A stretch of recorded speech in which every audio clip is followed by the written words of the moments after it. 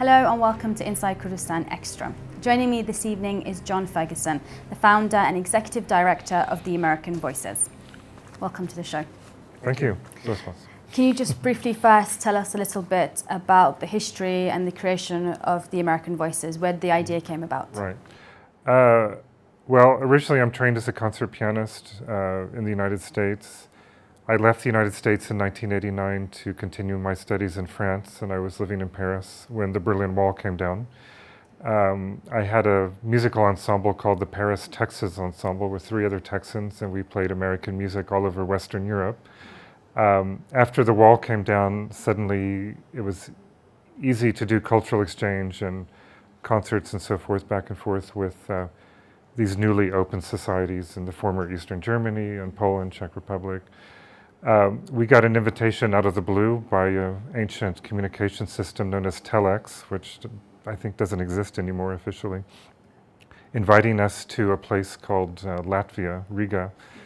It was still part of the Soviet Union at the time, but we were invited by an independence festival to go there. Our ensemble went, and we discovered that there were these huge, enthusiastic audiences for American music and culture because of all of the isolation of the years of the Cold War and, you know, being on opposite sides of the Iron Curtain. So that's how we got our start, was understanding this hunger and thirst for contact with artists from the United States and interest in our unique genres like Broadway and jazz and hip hop and so forth. So that was 1990, the first time we went east. And then over the years, the program has grown to really have a focus on any countries or regions emerging from some kind of isolation or conflict. So we've spent a lot of time working in the Middle East and Central Asia and South and Southeast Asia. It's been said that American Voices is at the forefront of the cultural diplomacy movement. What do they mean by this, and is this what you're doing? Is this a diplomacy but through a cultural perspective? Well, we like to use the word engagement, cultural engagement. I think the way we were working 20 years ago might be defined as cultural diplomacy, where we would go someplace, we would give concerts, give a workshop, and then, you know, maybe go home after 2 or 3 days. What we're doing now is we're really trying to focus on long-term strategies to come into places such as Kurdistan, where we love to come and work with the young people, and try to affect some kind of systems to support and help improve curriculums and training, offer scholarship programs to the States, and make more of an impact, if you will. So we're trying to engage with Kurdish culture and Kurdish youth and try to affect more change where possible, help train a next generation of teachers and performers. I believe the genres that you're mainly focusing on when coming to the Kurdistan region and Iraq, or the whole, the parts that you're working in, is country, hip hop, jazz and Broadway. Why have you chosen these genres? I mean, do they encompass what American music culture is about? Well, we actually do a lot of work with classical music as well. We have a big orchestra program, guitar, piano, training in music theory and composition, for example. So Western classical music in general is a big part of what we do. Outside of that, we're offering training in jazz and rock, as you mentioned. In Broadway musical theater here, we worked with the Tawar Women's Choir. And we're also working in theater here with a kind of hip-hop theater program. And in terms of hip-hop, we're working with both rappers and dancers. When did you come into the Kurdistan region and Iraq? Our first program here was in Erbil in 2007. That was the first summer academy program. We worked with the Ministry of Culture at Peshawar Hall. We had about 300 participants and 8 teachers. We've tried to now sort of bring more teachers and refine the number of students we bring. This year we have about 200 students and 11 teachers working in the program. But we've been coming every summer since 2007, and we have a parallel program that brings us much smaller number of students, 2 or 3 per year, to the United States for additional study. Judging by the numbers, it's been relatively well received here by the participants, but how has the community in large been about the programs that you're offering, as well as the KRG or the Ministry of Culture? Have they been very supportive in the programs you're trying to implement? Sure. Well, Yeah, we've worked closely every year with the Ministry of Culture. This is the first year we've actually been working more closely with Ministry of Education, but we work, KRG has been one of our main partners over the years. So we're very thankful to the KRG and all the institutions through the Ministry of Culture and the Ministry of Education and Ministry of Higher Education. We've been, for example, last year we held our program in Duhok, and our principal partner was Duhok University, as well as the Institute of Fine Arts. So we've had a very close partnership. I've been amazed by how open and welcoming they are to everything we do, whether it's classical music or hip hop. There have been no suggestions that we tone things down or behave ourselves differently, or, it's been a very good working relationship over the years. So. Some of the genres you're working with are still relatively new to the Kurdistan region. Right. Hip hop has been growing, right. Has a growing popularity right. over the years, but it's still relatively new. It's it's only engaged by a relatively small number of people in the right. community. Has there been a clash of cultures in regards any of the genres that you brought here? For rock and roll, for example, or hip hop, even jazz, I guess, to an extent. Is there a clash of civilizations, if you will, or has everything merged well together? No, like I say, amazingly, considering, how isolated this region was up until recently in the past 10 years, it's amazing how eager and open young people are, their families, their parents, everyone involved is to see their young people have these kinds of opportunities to work with foreign specialists, whether it's in playing the violin better or being a better hip hop dancer. There's cultural norms we have to be sensitive to about boys and girls dancing together on stage and so on and so forth. But I think we've found a good balance in our programming, and I think the parents in particular are very glad to see their children have these kinds of opportunities during the summer vacation when there's not a lot of activities for them to participate in normally. Where do you feel the main challenges have lied when trying to implement the project, both here in the KRG and in Baghdad or the other parts of Iraq that you're working in? Well, here in the KRG, and again, we've been coming for 7 years, we've seen enormous changes. I remember in 2007, there was not a lot of power, and then, generators didn't always, turn on immediately and so forth. So just, having a comfortable room to work in was a huge challenge back then. And that's changed dramatically now. I mean, we have new institutes of fine arts in Erbil and Duhok, the beautiful new facilities here at Suleimania University at the Fine Arts Department there. So now there's a plethora of places where we can actually run our program. We have choices now. In 2007, really the only space we could work in was the Ministry of Culture building in Haller.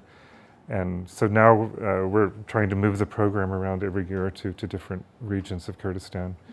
And also we do smaller satellite programs in Baghdad and Kirkuk, for example. But it's amazing the progress that's been made in 7 years, and the nice facilities that are available here. But that said, just some basic things like sound equipment is very scarce in Kurdistan still. We have a heavy metal band from Kirkuk playing tonight, Dark Phantom. We're struggling to find the amps and the speakers and the vocal mics and all of that stuff we need. Aside from equipment and obviously the security situation, what's it been like working in an area like Kirkuk, which is a disputed territory? Well, it's a challenge because just there's two ways to do programming in difficult areas. One is to just take a local taxi in and dress like a local and zip in and zip out the way you would. And the other way is to do things with high security, which to me always seems like somehow maybe necessary, but a little bit too high profile. Then everyone's wondering who are those people and those convoys going in and out. But we've done a lot of work at the Institute of Fine Arts over the years in Kirkuk and with various NGOs. Love working with people from Kirkuk. There's many students from Kirkuk here now this week with us in our music program and guitar and orchestra program. Baghdad is always a challenge because we have to go in under the auspices of the US Embassy and work from the Green Zone. Very frustrating, because we're not in control of our program. The security officers are in control of our program. So we get to go in and we get to work for 2 hours, and then someone grabs and says, you know, in the middle of teaching a piano piece, you've got to go, and then off you go. But, you know, that said, we've seen the situation in Baghdad improve, as bad as it still is, dramatically over 7 years. And I think we're getting to the point where we can think about going into Baghdad, staying in a local hotel, and actually working with the local institutions in a more normal way. Your program is obviously focusing on youth participants. How successful do you feel your programs have been in encouraging youth empowerment, especially, like you said, in these post-conflict, or in regards to Iraq, still in conflict areas? Right. Well, again, over 7 years, what we've seen is some of our participants of our programs, and again, our program is 10 days once a year, so I wish we could run this program for a month or 2 months, like some kind of long summer festival like you have in the States, like Tanglewood or something like that. And hopefully we'll get to that point. But practically our program is 10 days, so it's going to have, I think, as much impact as it can have in 10 days. But we would love to be able to come here and spend 4 weeks or 6 weeks and really run, you know, a summer conservatory program. But what I've seen, you know, growing out of our program is new bands are formed from students who meet at the program, and then they decide to form a jazz ensemble or a string quartet. New orchestras are born that I think, you know, somehow inspired by, you know, seeing what we do in the summer. The person who founded the Iraq Youth Orchestra, the National Youth Orchestra, attended our program in 2007, and I think was inspired by what she saw us doing, bringing young people together from all over the country. So we see, and we're also training students now in degree programs in the States in how to teach children effectively through methods like Suzuki method, which is a very famous method for violin, so that they will come back to cities like Suleimania and Haller, open their own private music schools, and through the private sector create a new curriculum and approach to training children from the very early ages, from 3 or 4 years old. As you mentioned, you're only here for a number of days at a time. How, therefore, do you evaluate the success of your programs? Is it when these new groups are formed? Is there follow-up to ensure that there has been an impact done through your programs? Well, we do written evaluations. We solicit the students' opinions every year, and that's always insightful. And usually the things that need most work are infrastructure things like, you know, meals and, you know, housing and that sort of thing. So, you know, again, that's a struggle we always have, is, you know, housing students and feeding them and, you know, making them feel as comfortable as they would be at home.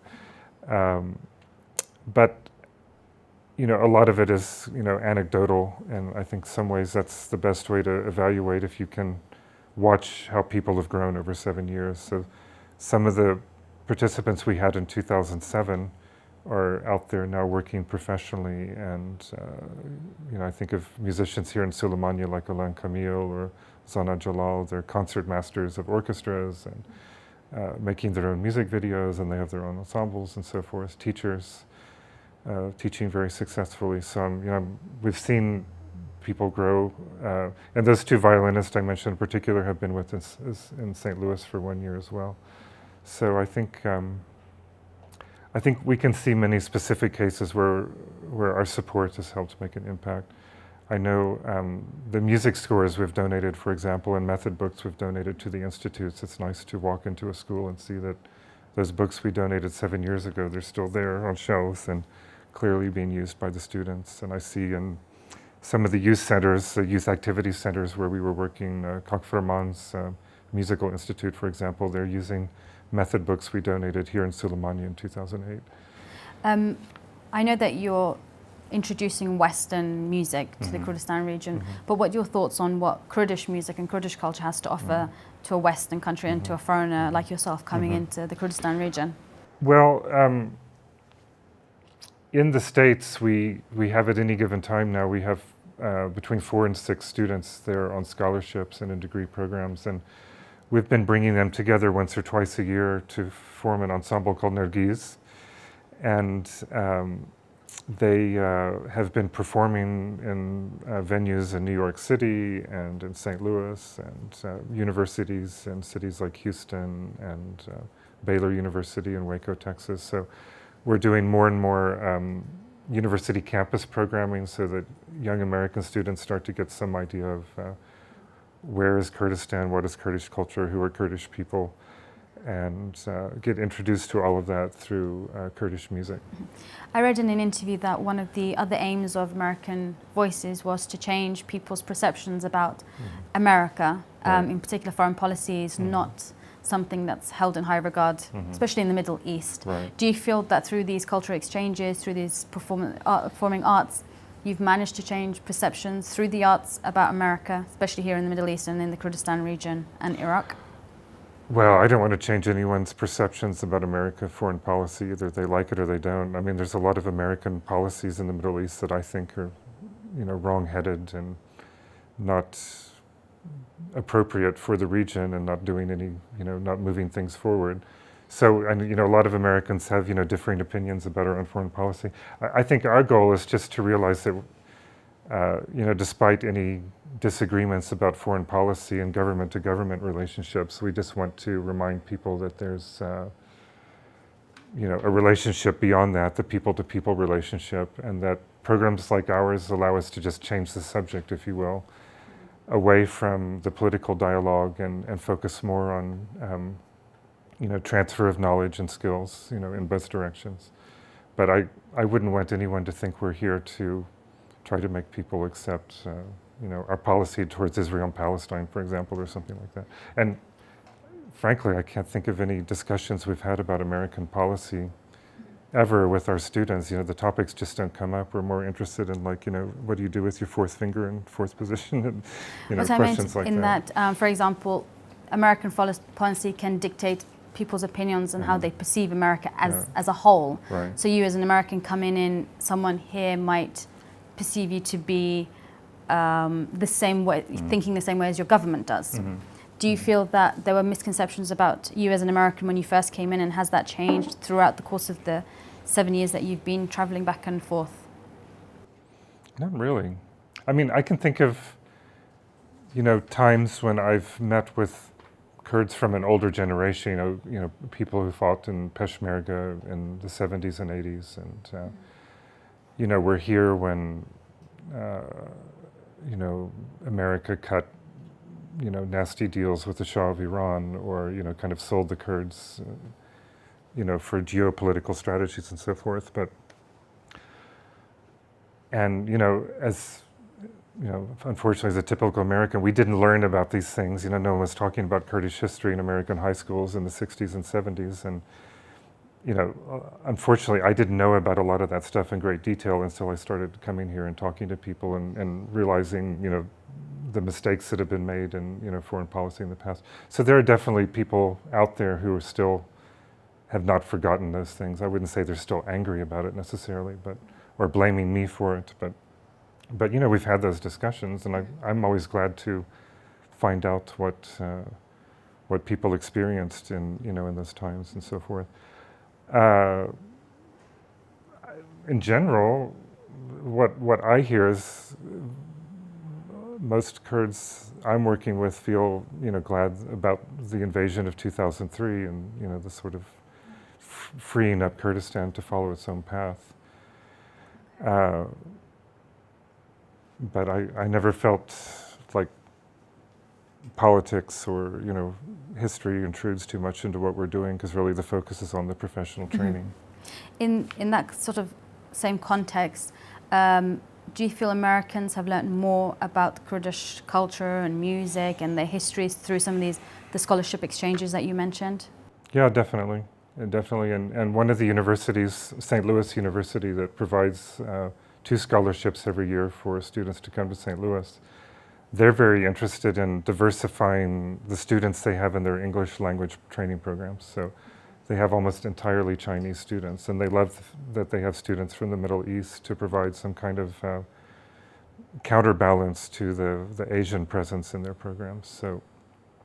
So there's just a lot that's learned, just on a daily basis, person to person. I think we've been programming Kurdish composers on orchestra concerts in places like St. Louis and Greenville, North Carolina. East Carolina University performed several pieces by Dilshad Saeed, the violinist. And so we try to support Kurdish culture through our students that are in the United States and promote it wherever we can. Okay. Since you've been working in Iraq and the KRG and Kirkuk also, you've obviously been working with a number of people from different faiths, different ethnicities. Do you feel that art can have a role in conflict resolution? Yeah, definitely. But it's kind of, I think it's, if you run a disciplined, intensive performing arts program, then conflict is kind of resolved as a natural byproduct of that process. If you get everyone concentrating on something other than maybe what they think about daily back home, then all of that evaporates. You know, we have today, right now, breakdancers from Baghdad working together with rappers from Rania and dancers from Haulair and you know, heavy metal musicians from Kirkuk, and there's no tensions in that group at all about ethnicity or religion or language whatsoever. Of all the time that you've been travelling back and forth here, what do you feel has been the most memorable or the highlight of the programs that you've implemented here? Well, the first year, one moment I really liked was when we had all of the Iraqi professional orchestras united on one stage in Peshawar Hall. I mean, Peshawar Hall, that stage has probably never been that crowded. There was an orchestra of 175 people. So we had Iraq National Symphony Orchestra, we had Suleimania Orchestra, Kurdish String Orchestra, the Erbil Symphony Orchestra, and then, you know, various youth participants all performing together, and that was, you know, great highlights. And I think the musicians really enjoyed that, to play in such a huge ensemble. Just last night, I think we had our best orchestral experience ever. We had a 25-piece young professional orchestra, the Yes Chamber Orchestra, worked intensively with Dr. Ruben Blundell of Hunter College in New York City, and put on an excellent concert last night. And this was really young people who have graduated from institutes of fine arts and university programs and who are out there working professionally in orchestras in Kurdistan and Kirkuk. And I think that was an orchestral highlight from our program over the years. Okay. And finally, what do you hope to achieve with American Voices in the long term here in the Kurdistan region? Well, in the long term, I would love to see the private sector stimulated, because I think the future of music training for children is going to be through private instruction, through private music schools. Up until now, so much as, you know, working through government institutions and ministries, I would love to see the private sector developed, and we're helping several students now work through degree programs in the States who want to come back and teach privately. And I think there's a lot of training available for people from the age of 15 on, but there's almost zero training available for children, say 3, 4, 5, 6, 7, 8 years old. And that's really where you start to build the next generation of performers and teachers, is in children that age. So we're really trying to stimulate that side of music education. We want to stimulate hip-hop performance and heavy metal and these art forms that are maybe not yet so accepted as legitimate art forms to be presented on stage. And we really want to support young people who are interested in those art forms as well. Thank you very much for joining us. It's been a pleasure. Okay, thank you so much. Thank you for watching. It's another issue of Inside Kurdistan Extra. Goodbye.